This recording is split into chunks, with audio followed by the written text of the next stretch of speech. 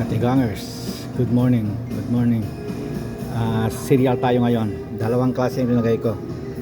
Cornflake at saka frosted flakes.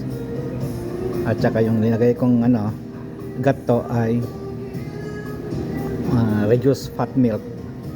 At panulak lagi ay pag umaga ay brewed coffee na walang halong biro.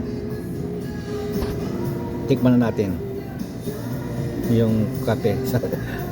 Maalala ko yung yung nasa Facebook.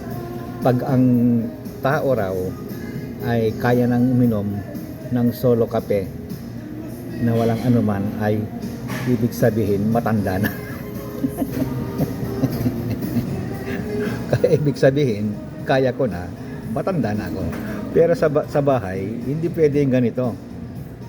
Bumili nga ako ng mamahaling kape, yung rye na mushroom and coconut coffee. Yun ang iniinom ko doon kasi sabi good for your health daw. Nabudol tayo. Sige, tikman na natin to.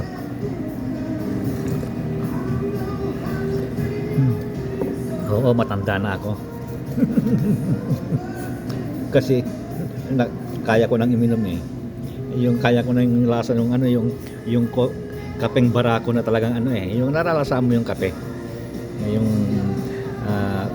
kabro-brewed lang na fresh coffee. Okay, yun lang, bye bye.